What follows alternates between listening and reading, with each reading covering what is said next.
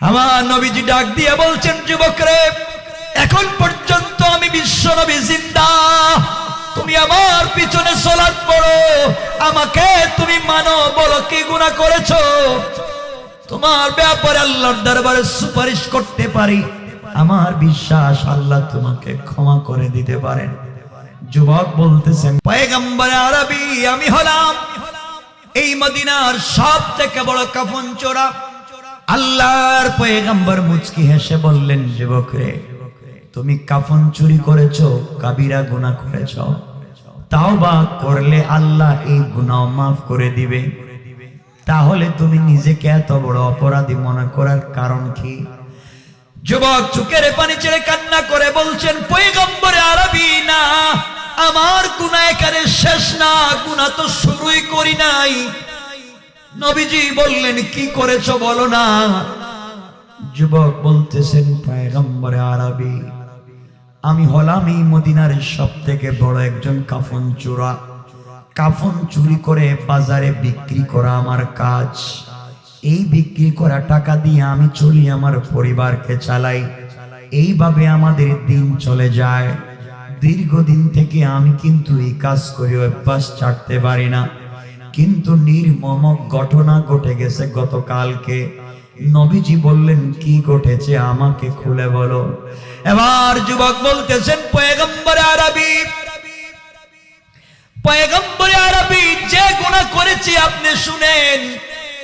ইয়া রাসূলুল্লাহ, গতকালকে মদিনার এক আনসারী যুবতী মেয়ে ইন্তেকাল করেছে, যেই মেয়েটার উপাধি হুরে মদিনা, মদিনার হুর, বিশ্ব সুন্দরী। এই মেয়েটা গতকালকে ইন্তেকাল করেছে, একজন আনসারী সাহাবীর মেয়ে। এই মেয়েটা কুরআনের হাফেজা। এই মেয়েটা সারাদিন রোজা রাখে, সারা রাত্র রবের কদমে সেজদা করে। পৃথিবীর কোন পুরুষ মানুষ মেয়েটাকে দেখে নাই। পয়গম্বর আরবি মেয়েটা আজ পর্যন্ত বিয়ে করে নাই। মদিনার কত যুবক ছেলে কোটি টাকা নিয়ে মেয়েটাকে একটা নজর দেখতে চায়, কিন্তু আজ পর্যন্ত মেয়েটাকে একটা বার দেখতে পারে নাই। আগো আল্লাহর পয়গম্বর, মেয়েটা কুরআনের হাফেজা, আনসারী সাহাবীর মেয়ে, 5 ওয়াক্ত নামাজি, তাহাজ্জুদ ওয়ালা, রোজা ওয়ালা। এই মেয়েটা গতকালকে হঠাৎ করে ইন্তেকাল করেছে। ইন্তেকাল করবার পরে মেয়েটাকে গোসল করাইয়া, কাফন পরাইয়া, তার আত্মীয় স্বজন মিলে তাকে জানাজার নামাজ পড়াইয়া যথারীতি নিয়ম অনুযায়ী তাকে কবরে মাদফুন করে রেখে দেওয়া হয়েছে। পয়গম্বর আরবি, এই মেয়েটা ইন্তেকালের পরে তাকে যখন কবরে রেখে দেওয়া হয়েছে, কবর দিয়া আত্মীয় স্বজন পরিবারের সবাই যার যার বাড়িতে চলে গিয়েছে। রাত্র যখন গভীর হয়ে যায়, গভীর রজনীতে আমি আমার চিরাচরিত নিয়ম অনুযায়ী, আমি আমার কাজ অনুযায়ী গুরুস্থানে চলে গেলাম। নতুন কবরটা খনন করতে শুরু করলাম। যেই মানুষটা নতুন মারা যায়, তার কবর খনন করে কাফনের কাপড় বাজারে বিক্রি করাই আমার ব্যবসা, আমার নেশা, আমার পেশা। এই নিয়তে এই মেয়েটার কবর খনন শুরু করলাম। কবর খনন করতে করতে কবরের ভিতরে ঢুকে পড়লাম। পয়গম্বর আরবি কবরের ভিতরে ঢুকে 5টা কাফনের কাপড় আমি চুরি করলাম। 5টা কাফনের কাপড় চুরি করে হুরে মদিনা, বিশ্ব সুন্দরী, কুরআনের হাফেজা, তাকে উলঙ্গ করে কবরের ভিতরে তার লাশটাকে ফেলে দেয়া। আমি যখন কবর থেকে উঠে যেতে চাই, এমন সময় শয়তান আমাকে কুমন্ত্রণা দিতে লাগলো। শয়তান আমাকে ওয়াসওয়াসা দিতে লাগলো। শয়তান আমাকে বলতে লাগলো, আহম্মক, বেওকুফ যুবক, তোর মতো বেওকুফ দুনিয়ার জমিনে আর নাই। ও যুবক, তোর ভিতরে কি যৌবনের চাহিদা নাই? তোর ভিতরে কি শারীরিক চাহিদা মিটাবার মতো শক্তি নাই? যুবক রে, তুই কি তোর ভিতরে জওয়ানি নাই? ও যুবক, ও যুবক, তুমি কাকে কবরের ভিতরে একা একা রেখে যাও? যেই মেয়েটাকে দেখবার জন্য মদিনার ছেলেরা লাইন ধরে দাঁড়িয়ে থাকে, যেই মেয়েটাকে একটা বার স্পর্শ করার জন্য কোটি টাকা দিতে চায় যুবক, যেই মেয়েটা সত্যি আজ পর্যন্ত কোনো পুরুষ স্পর্শ করে নাই, মেয়েটা হুরে মদিনা বিশ্ব সুন্দরী, এমন একটা মেয়েকে উলঙ্গ করে কবরের ভিতরে ফেলে দিয়ে চলে যাও। তোমার ভিতরে কি যৌবনের চাহিদা নাই? যুবকরে, তুই যদি এই মুহূর্তে এই মেয়েটার সঙ্গে কবরের ভিতরে জেনা করস, বলেন না নাউজুবিল্লাহ। সবাই বলেন নাউজুবিল্লাহ।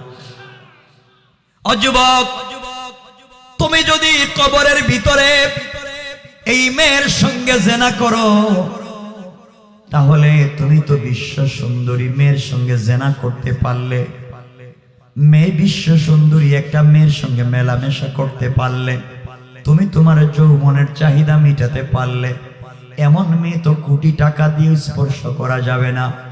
পয়গম্বরে আরবি শয়তানের ওয়াসওয়াসায় পড়ে, শয়তানের কুমন্ত্রণায় পড়ে এক পর্যায়ে হাতের লাইট দিয়া, আলো দিয়া, টর্চ দিয়া কবরের ভিতরে আলোটা লাগাইয়া দিলাম।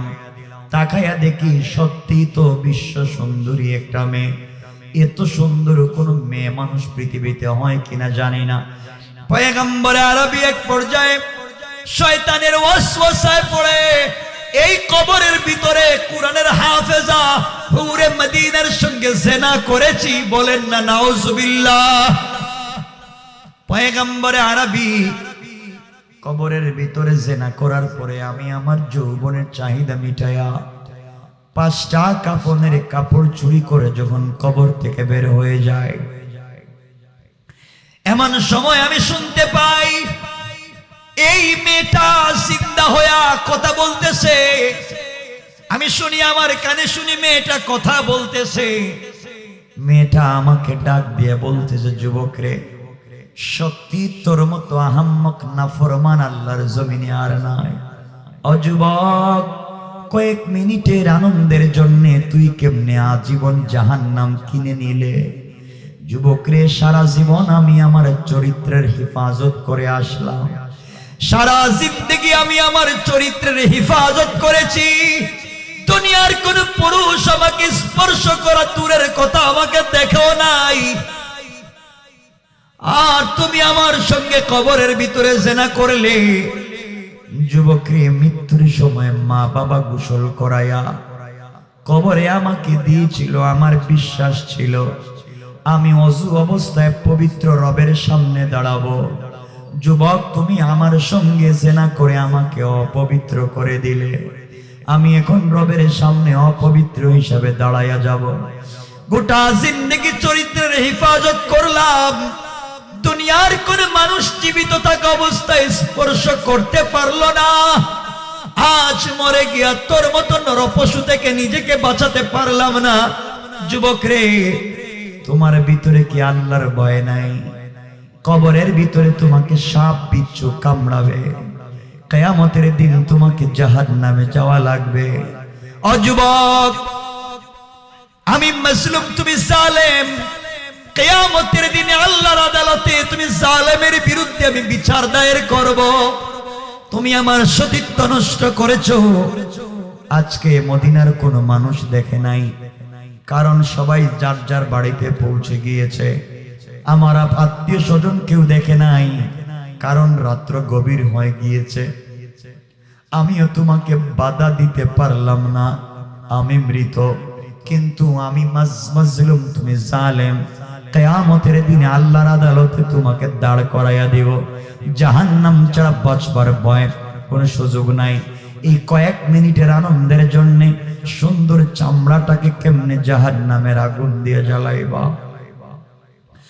পয়গম্বরে আরবি এই কথাগুলা মেয়ে যখন কথা বলেছে, আমার দিলের কানে লেগে গিয়েছে, বুকের ভিতরে ভয় ঢুকে গিয়েছে।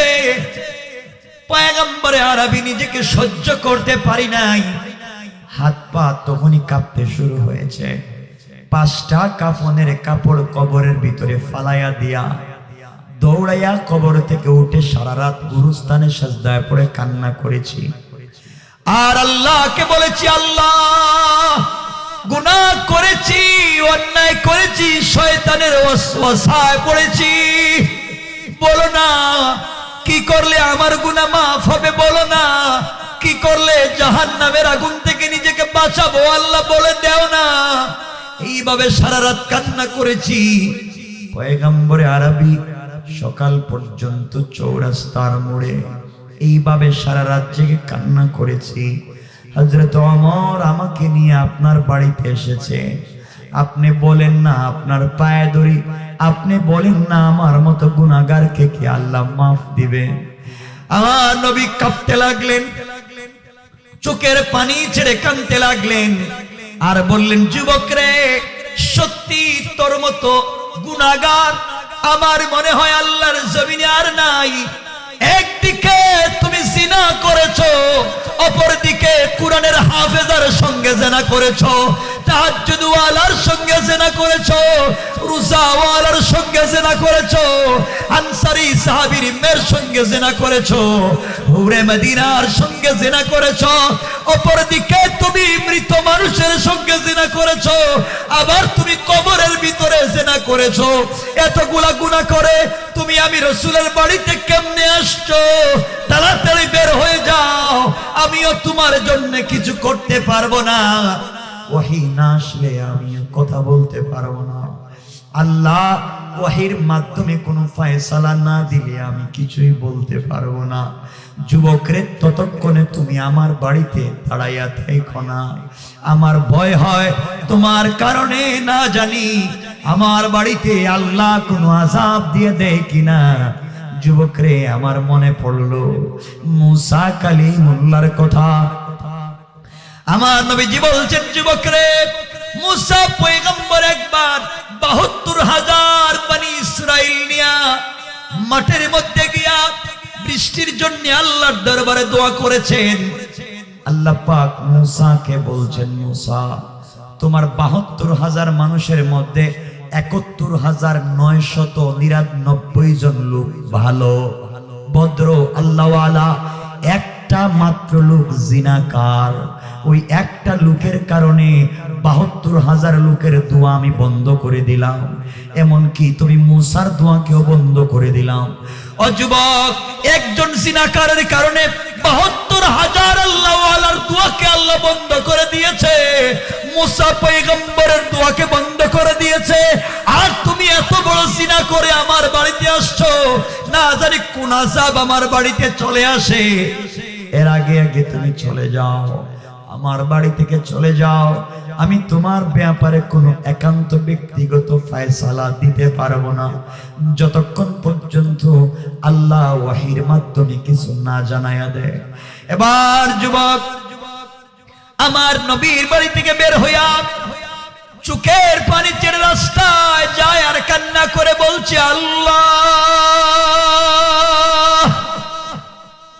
আমার নাম তো গুনাহগার, তোমার নাম তো আজিজুল গফফার। আল্লাহ, গুনাহ করেছি, অপরাধ করেছি, তুমি ছাড়া আমার যাওয়ার জায়গা নাই। ঘুরে ঘুরে দেখেছি রহমতের নবী আমাকে বের করে দিয়েছে। আমি জাহান্নাম থেকে বাঁচতে চাই, কবরের আযাব থেকে বাঁচতে চাই, কোথায় যাব? আমার যাওয়ার জায়গা নাই।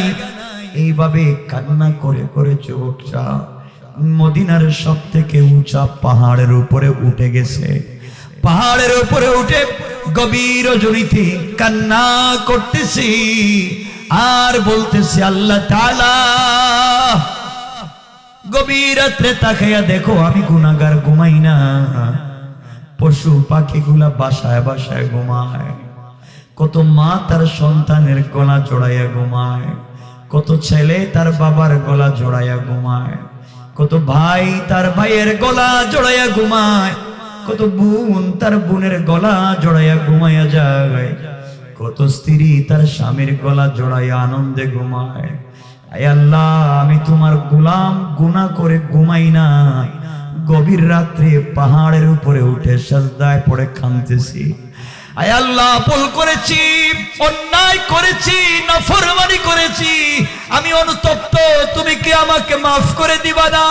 তোমার নাম না রহমান, তোমার নাম না গফফার, ইয়া আজিজুল গফফার ওয়া ইয়া সাত্তারাল উয়ুব। আয় আল্লাহ, তুমি কি আমাকে ক্ষমা করে দিবা না? এইভাবে কাঁদতেছে। একদিন, 2 দিন না, সংক্ষেপ করে বলি, কানতে কানতে 40টা রাত্র পাহাড়ের উপরে উঠে চোখের পানি ছেড়ে ছেড়ে কানতেছে, পাহাড় থেকে নামে না।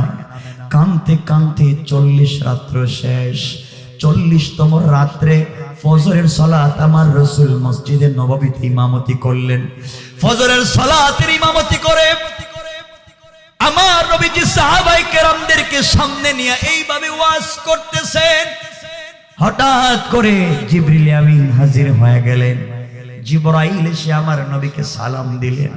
সালাম দিয়ে বলছেন, ইয়া রাসূলুল্লাহ, আল্লাহ আপনাকে সালাম দিয়ে 4টা প্রশ্ন করতে বলেছেন, আপনি অনুমতি দিলে আমি প্রশ্নগুলো করতে পারি। নবীজি বললেন, অবশ্যই করতে পারো, কেন করতে পারবা না? জিবরাইল এবার প্রশ্ন করতেছেন, ইয়া রাসূলুল্লাহ, ইয়া হাবিবাল্লাহ, 1 নাম্বার প্রশ্ন, আল্লাহ বলছেন আসমান জমিন যা চোখে দেখা যায় সৃষ্টি আপনি করেছেন না আল্লাহ? নবীজি বললেন, জিবরাইল, এটা কি কোনো প্রশ্ন হলো নাকি? এমন প্রশ্ন তো জীবনেও করো নাই। সবকিছু তো সৃষ্টি একমাত্র আল্লাহ করেছেন। ও জিবরাইল, এমন প্রশ্ন কেন? ইয়া রাসূলুল্লাহ, 2 নাম্বার প্রশ্ন, দুনিয়ার মানুষের হায়াত মৌতের মালিক আপনি না আল্লাহ? নবীজি বললেন, জিবরাইল, এগুলা কেমন প্রশ্ন তুমি করো? হায়াত মৌতের মালিক তো আল্লাহ, আমার হায়াত মৌতের মালিক তো আল্লাহ।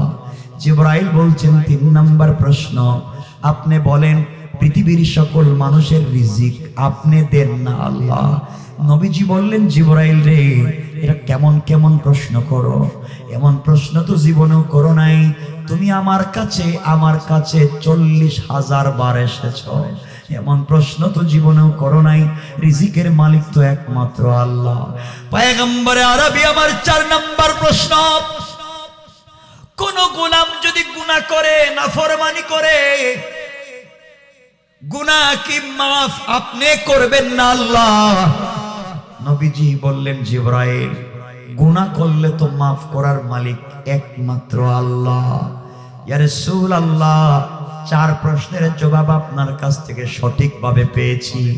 এবার আপনার কাছে জানতে চাই, আজ থেকে 40 দিন আগে একটা নওজোয়ান যুবক কবরের ভিতরে জিনা করে তওবার জন্য, জাহান্নাম থেকে বাঁচবার জন্য হাউমাউ করে কাঁদতে কাঁদতে আপনার বাড়িতে আসছিল।